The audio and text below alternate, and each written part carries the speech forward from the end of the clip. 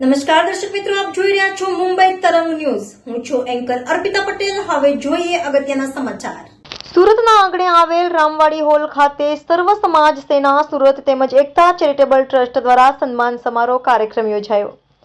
સન્માન સમારોહ કાર્યક્રમની અંદર સર્વ સમાજ સેના સંસ્થાના સ્થાપક મહિપતસિંહ ચૌહાણ અને સોશિયલ મીડિયા આશ્રમ પોપટભાઈ ફાઉન્ડેશન પોપટભાઈ ઉર્ફે રવજીભાઈ કાતરિયા અને મહિપતસિંહ ચૌહાણ બંને સુરત ખાતે ઉપસ્થિત રહ્યા હતા.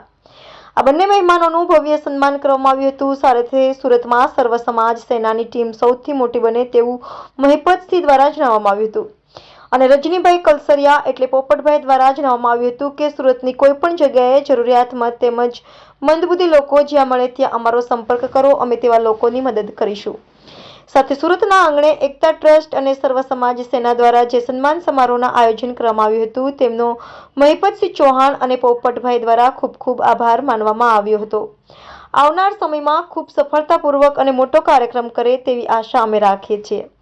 રિપોર્ટર વિજય મકવાણા, મુંબઈ તરંગ ન્યૂઝ, સુરત. આનંદની લાગણી અનુભવી રહ્યા છે કે અમારા અહીંયા સ્થાનિક અમારા આગેવાન દીપકભાઈ અને અમારા સર્વ સમાજ સેનાના પ્રમુખ અજયભાઈ દુધાત ખૂબ સરસ મજાનો કાર્યક્રમ આયોજન કર્યો છે અને અમારા સાથે જોડાયા છે આજે પોપટભાઈ, જે ખૂબ ગજબની સેવા આપી રહ્યા છે અને ગુજરાત નહીં પણ સમગ્ર ભારત અને ભારત બહાર પણ ખૂબ નામના મેળવી રહ્યા છે અને ખૂબ બંને જણા હર્ષના મતલબ અત્યારે એટલા ખુશ છીએ કે અમારા કામની નોંધ લઈ રહ્યું છે સમાજ અને અમારી કામ કરવાની જે શક્તિ છે એ ખૂબ વધી રહી છે અત્યારે આના કારણે.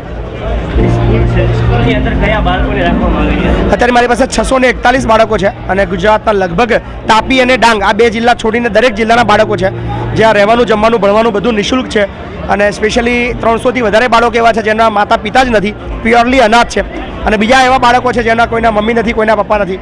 અને આપના માધ્યમથી બી હું અપીલ કરીશ કે કોઈ પણ ખૂણે એવું કોઈ બાળક હોય જે માતા પિતા વિહોણું છે, જે ભણવા માગે છે એને અમારા ખેડા જિલ્લાના વસો તાલુકાના લવાલ મુકામે શિક્ષણ કલ્યાણ સંકુલની અંદર મોકલી દેવામાં આવશે. તો એને જ્યાં સુધી ભણવું છે ત્યાં બધું નિઃશુલ્ક છે.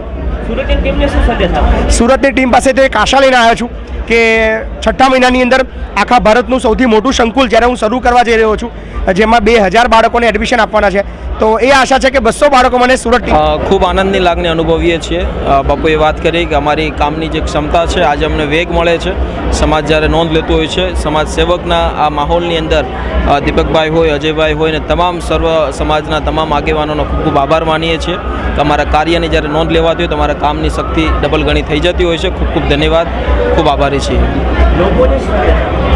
બસ લોકોને એક જ સંદેશ આપીએ છીએ કે આજના આ યુગની અંદર જાણીએ છીએ આપણે સૌ લોકો પાસે મોબાઈલ છે, સારી રીતે ઇન્ટરનેટ યુઝ કરીએ છીએ, બસ એનો સારી રીતે સદુપયોગ થાય, લોકો એકબીજાની વાતોને સમજે, એમની વેદનાને સમજે અને એક માનવતાને થાકી એક માનવતા આગળ વધારે એમનો વેગ વધે. બસ એ જ સંદેશ છે કે માનવતાને સમજો, કોઈ પણ નાત જાતના વાડા કર્યા વગર એક માણસાઈને આગળ કામ લાવી શકે છે. એ જ મહત્ત્વનું અમારું કામ કરવાનું સૌથી મોટું ઉદ્દેશ્ય છે. Thank you so much.